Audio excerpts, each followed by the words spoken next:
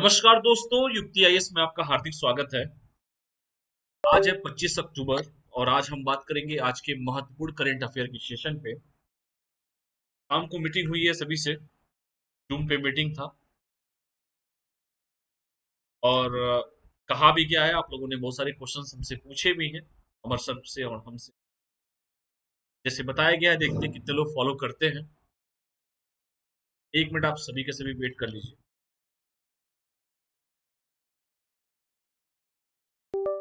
तीन टॉपिक आज चूज किया गया है। सबसे पहले ब्रिटेन के एक प्रधानमंत्री नए बने हैं, ऋषि साहब।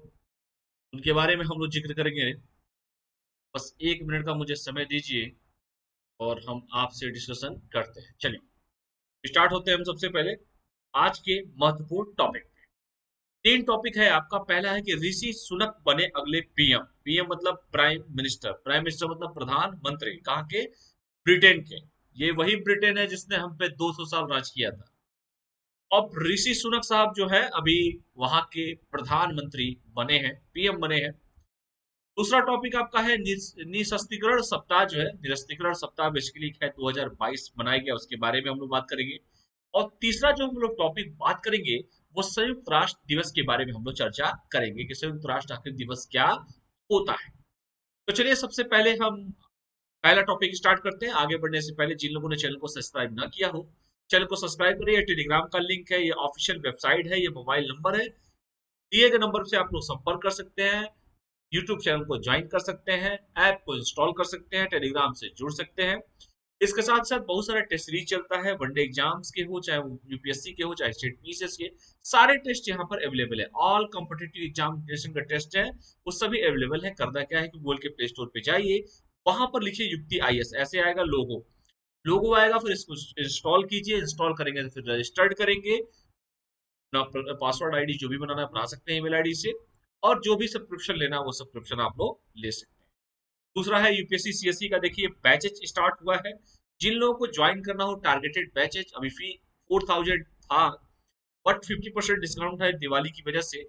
और जो फी है 1999। ठीक है, 31 तारीख तक ही वैलिड है ये। उसके बाद रेट इंक्रीज हो जाएगा, जिसमें टॉपिक वाइज टेस्ट मिलेंगे, वीडियो क्लासेज होंगे, फ्री पीडीएफ मिलेगा, रेगुलर टॉपिक मिलेंगे और वाइज टेस्ट मिलेंगे आपको। पहले 50 विद्यार्थियों के लिए सिर्फ है, इस बात को ध्यान से देख लीजिएगा। दूसरा बिहार पीसीएस का भी बैच है, जिसकी फी है 2000 रुपये, लेकिन डिस्काउंट है दिवाली का। और 50% डिस्काउंट के बाद 999 इसका फीस है। इसमें वही same cases, topic wise classes होंगे, वीडियो क्लासेज हैं, फ्री पीडीएफ है, रेगुलर टॉपिक वाइज टेस्ट होंगे। ये भी पहले 50 विद्यार्थियों के थे। जिनको इनरोल होना है वो इनरोल हो रहे हैं। बाकी आप लोग खुद समझदार हैं। डेली करंट अफेयर का ये है, जिसको डेली करंट अफेयर पीडीएफ चाहिए वो भी आप लोग पीडीएफ ले सकते हैं। इसका साथ लूसेंट का भी है टेस्ट सीरीज, उसको भी कोई ज्वाइन करना चाहता है तो ज्वाइन कर सकता है। दैनिक अगर राष्ट्रीय संस्करण जो कि सबसे इंपॉर्टेंट है, इसका भी अगर किसी को ज्वाइन करना हो तो 1299 है इसका फी, 1 ईयर की वैलिडिटी है। ठीक है, तो इसका पीडीएफ आप लोग मिल सकता है। रोज यूट्यूब पे क्लासेस होते हैं, उसका पीडीएफ चाहिए कि पॉइंट्स और पीडीएफ जो है मेन चीजें हैं वो आपको ऐप पे मिल जाएगा। उसका भी सब्सक्रिप्शन है। यूपीएससी का टेस्ट सीरीज है, 51 टेस्ट है। 499 जो है आईएएस बनने के लिए इतना कम ही है। 499 जो है आपके टेस्ट होंगे 51 टेस्ट है आपके, जिसमें से आपका एक फ्री टेस्ट है 20 जो है सब्जेक्टिव टेस्ट है, फुल्ली टेस्ट 30 है। इतना अगर दे देते हैं ना आप लोग, फ्री कभी रुकेगा नहीं आपका। चलिए तो आगे हम बात करते हैं। यही है, आप देख लीजिए, ऋषि सुनक साहब जो ब्रिटेन के प्रधानमंत्री बने हैं। पहला क्वेश्चन इस बार का सबसे इंपॉर्टेंट क्वेश्चन ही यही रहेगा कि निम्नलिखित में से ब्रिटेन के प्रधानमंत्री हाल ही में कौन बने हैं? ऋषि सुनक अगले प्रधानमंत्री हैं ब्रिटेन के। उन्होंने वर्ष 2015 में 35 साल की उम्र में पहली बार संसद का चुनाव लड़ा था, संसद का चुनाव गया था। जबकि केवल 7 वर्षों में वो आज प्रधानमंत्री बनने जा रहे हैं। बताइए, 35 साल की उम्र में संसद का में गए हैं और केवल 7 वर्षों में आज वो प्रधानमंत्री बनने जा रहे हैं। वे भारत के विख्यात उद्योगपति इन्फोसिस के कंपनी के संस्थापक या ना नारायण मूर्ति साहब के दामाद हैं। उन्होंने अक्षमता मूर्ति से साल 2009 में शादी की है। सोचिए भारत से कितना इनका लगाव है। Rishi Sunak Boris Johnson cabinet में वित्त मंत्री थे। जो बोरिस जॉनसन साहब जो थे, उनकी कैबिनेट में ये फाइनेंस मिनिस्टर थे। वर्ष 2015 से सुनक यॉर्कशायर के रिचमंड से कंजर्वेटिव सांसद चुने गए थे। वही मैंने कहा कि पहली बार संसद गए भी थे, संसद में चुनाव हुआ था, तो संसद का चुनाव उन्होंने जीता था। ठीक है। और वो आज देखिए 7 साल के अंदर किस्मत देखिए कहाँ पहुंचा दी इनको। सुनक जो है नॉर्थ लटन शहर के बाहर करबी सिंगस्टन में रहते हैं। उनके पिता एक डॉक्टर है, माँ फार्मासिस्ट है। भारतीय मूल के उनके परिजन पूर्वी अफ्रीका से ब्रिटेन आए थे। ठीक है, पूर्वी अफ्रीका से ब्रिटेन आए थे। तो खैर इतना लंबा चौड़ा नहीं पढ़ना, बस ये जानिए कि 2015 में संसद के लिए चुने गए थे और 7 साल के अंदर 2022 में ये देखिए आज वो प्रधानमंत्री हो गए। देख लीजिए, तो ये है आपका लोअर पीसीएस और ये हो गया प्रॉपस आईएएस। ठीक है, ये अंतर अगर किसी को इस भाषा में समझ में आया हो तो चलिए, अपर पीसीएस ही मान लीजिए। अपर पीसीएस इसलिए मैं नहीं कह रहा हूँ कि भाई साहब इसलिए कि ये कैबिनेट मतलब उनके कैबिनेट में थे ये है। तो सुनक जो है नॉर्थ लंदन शहर के बाहर करबी सिग्नल में रहते हैं, संगस्टन में रहते हैं। उनके पिता एक डॉक्टर हैं, माता जी फार्मासिस्ट हैं और भारतीय मूल के उनके परिजन जो है पूर्वी अफ्रीका से ब्रिटेन आए थे। और आगे बढ़ते हैं, थोड़ा सा इनके बारे में जिक्र करते हैं। कंजर्वेटिव पार्टी जो है बेसिकली उसके बारे में हम जिक्र करेंगे। Conservative party, conservative unionist party, जिसे बोलचाल की भाषा में टोरीज के नाम से भी जाना जाता है। ठीक है, तो बहुत लोगों को नहीं पता होगा, इसको जानिए। कंजर्वेटिव पार्टी हो या यूनियनिस्ट पार्टी जो है, उसे आम बोलचाल की भाषा में टोरीज के नाम से जाना जाता है, टोरीज। ठीक है। लेबर पार्टी के साथ यूनाइटेड किंगडम में दो मुख्य राजनीतिक दलों में से एक है ये। वर्ष 2019 के आम चुनाव में जीत हासिल करने वाली वर्तमान सत्ताधारी पार्टी भी है।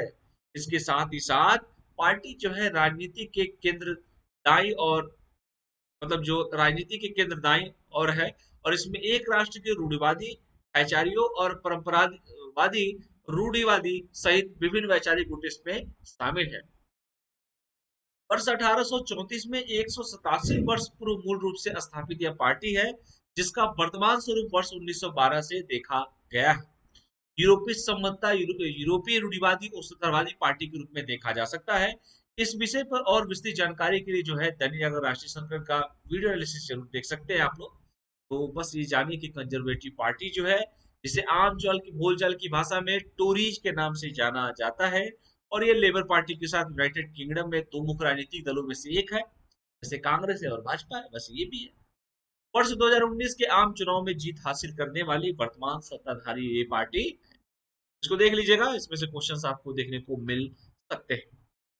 अगला जो टॉपिक है आपका, दूसरा जो टॉपिक है, और जो मैंने कहा कि दैनिक जागरण राष्ट्रीय संस्करण का जो वीडियो है यदि देखना हो विस्तृत जानकारी के लिए दैनिक जागरण राष्ट्रीय संस्करण न्यूज एनालिसिस का आज का वीडियो आप लोग देख सकते हैं। अगला जो टॉपिक हमारा है निरस्त्रीकरण सप्ताह 2022 है, उसके बारे में हम लोग बात करेंगे, चर्चा करेंगे। क्या है ये? देखिए, 24 से लेके 28 अक्टूबर तक, 24 से लेकर 30 अक्टूबर तक ये प्रतिवर्ष मनाया जाता है। प्रत्येक वर्ष तो 24 से लेकर 30 अक्टूबर तक इसे मनाया जाता है।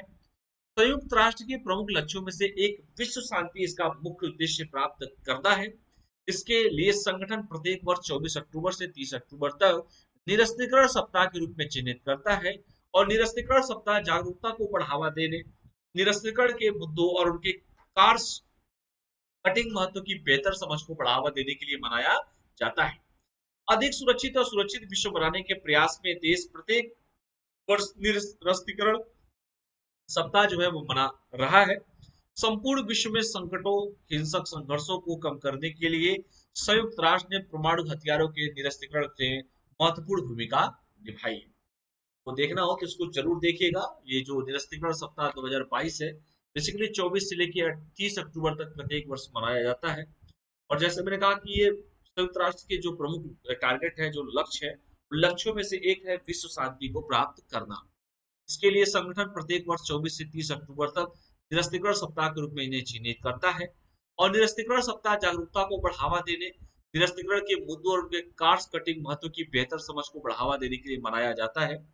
अधिक सुरक्षित और सुरक्षित विश्व बनाने के प्रयास में देश प्रत्येक वर्ष निरस्त्रीकरण सप्ताह मना रहा है। संपूर्ण विश्व में संकटों और हिंसक संघर्षों को कम करने के लिए संयुक्त राष्ट्र ने परमाणु हथियारों के निरस्त्रीकरण में महत्वपूर्ण भूमिका निभाई है। इसको आप लोग देख लीजिएगा। क्वेश्चन यहाँ से कुछ मिल मिल सकता है आपको। अगला जो टॉपिक इसी में है, थोड़ा देख लीजिए इतिहास क्या है इसके बारे में। छत्तीसगढ़ का इतिहास क्या है। 24 अक्टूबर से संयुक्त राष्ट्र की स्थापना की वर्षगांठ के अवसर सप्ताह भर चलने वाले इस कार्यक्रम को वार्षिक रूप से प्रथम निरस्त्रीकरण पर महासभा के 1978 के विशेष सत्र, जिसे संकल्प यस 10-2 के फाइल के डॉक्यूमेंट के समय मनाया गया था। वर्ष 1995 में महासभा ने निरस्त्रीकरण सप्ताह में सक्रिय भाग लेना जारी रखने के लिए सरकारों, साथ ही गैर सरकारी संगठनों को आमंत्रित किया था, ताकि निरस्त्रीकरण के मुद्दों की जनता के बीच बेहतर समझ को बढ़ावा दिया। ये इसका इतिहास है। खैर इतना इंपॉर्टेंट तो नहीं है, लेकिन देख लीजिएगा आप लोग। चलिए आगे बढ़ते हैं। और अगला जो है हमारा संयुक्त राष्ट्र निरस्त्रीकरण आयोग जो है, ये इंपॉर्टेंट है। यूनाइटेड नेशन डिसएग्रीमेंट कमीशन जो है, ये इंपॉर्टेंट है, इसको पढ़ते हैं। संयुक्त राष्ट्र निरस्त्रीकरण आयोग की स्थापना वर्ष 1952 में हुई थी, कई बार पूछा गया है। अब हुई थी 1952 में हुई थी। इसे राष्ट्रों के पास सशस्त्र बलों और हथियारों की संख्या को विनियमित करने और कम करने के लिए संधियों के लिए प्रपोजल डॉक्यूमेंट्स बनाने का काम सौंपा गया था। संयुक्त राष्ट्र निरस्त्रीकरण आयोग की स्थापना 11 जनवरी 1952 को हुई थी। संयुक्त राष्ट्र निरस्त्रीकरण आयोग का मुख्यालय जो है वो न्यूयॉर्क, संयुक्त राज्य अमेरिका में है। और संयुक्त राष्ट्र निरस्त्रीकरण आयोग का प्रमुख जो है वो इस समय वर्तमान में हान ते सोंग साहब है। आयोग की स्थापना, इसके पास जो है सशस्त्र बलों और हथियारों की संख्या को विनियमित करने और कम करने के लिए संधियों के प्रपोजल डॉक्यूमेंट बनाने का काम सौंपा गया था। संयुक्त राष्ट्र निरस्त्रीकरण आयोग की स्थापना 11 जनवरी 1952 को हुई है। इसके साथ ही साथ संयुक्त राष्ट्र निरस्त्रीकरण आयोग का मुख्यालय जो है वो न्यूयॉर्क में है, संयुक्त राज्य अमेरिका में है। और संयुक्त राष्ट्र निरस्त्रीकरण आयोग का जो प्रमुख जो है हान ते सोंग साहब है। ये आप लोग देखना चाहें तो देख सकते हैं। अगला जो है इसी में 24 अक्टूबर संयुक्त राष्ट्र दिवस के रूप में मनाया जाता है। और इत्तेफाक था कि 24 तारीख को दिवाली भी थी, और संयुक्त राष्ट्र दिवस उसी दिन मनाया जाता है बेसिकली बिफोर। संयुक्त राष्ट्र दिवस लिखा भी है। 1948 से प्रत्येक वर्ष, कब से? 1948 से प्रत्येक वर्ष, प्रतिवर्ष, यहाँ लिख देता हूं, संयुक्त राष्ट्र दिवस दिवस मनाया जाता है। कब से? 1948 संयुक्त राष्ट्र अमेरिका, सोवियत संघ जिसे रूस कहते हैं, चीन, फ्रांस और यूनाइटेड किंगडम के साथ साथ अन्य हस्ताक्षरकर्ताओं द्वारा संयुक्त राष्ट्र चार्टर की पुष्टि के बाद संयुक्त राष्ट्र की आधिकारिक तौर पर 24 अक्टूबर 1945 को स्थापना की गई थी। अमेरिका के राष्ट्रपति जो जो नाम गढ़े थे, अमेरिका के राष्ट्रपति जिनका नाम है फ्रैंकलिन डी रूजवेल्ट ने संयुक्त राष्ट्र नाम गढ़ा था। पेपर में देखिए एक एक क्वेश्चन इसमें से पूछा गया है। 24 अक्टूबर संयुक्त राष्ट्र यूनाइटेड नेशन डे 1948 से प्रत्येक वर्ष 24 अक्टूबर को संयुक्त राष्ट्र दिवस मनाया जाता है। संयुक्त राष्ट्र जो मैंने कहा कि अमेरिका है, रूस है, सोवियत संघ जिसे कहते हैं, चीन है, फ्रांस है, यूनाइटेड किंगडम के साथ साथ अन्य हस्ताक्षरकर्ताओं द्वारा संयुक्त राष्ट्र चार्टर की पुष्टि के बाद संयुक्त राष्ट्र की आधिकारिक तौर पर 24 अक्टूबर 1945 को स्थापना की गई थी। अमेरिका के राष्ट्रपति फ्रैंकलिन डी रूजवेल्ट ने संयुक्त राष्ट्र नाम इसका गढ़ा था। एक एक क्वेश्चन इसमें से पूछा गया है, तो उसको आराम से पढ़िएगा। यहाँ नोट करके यहाँ पर बताया गया है,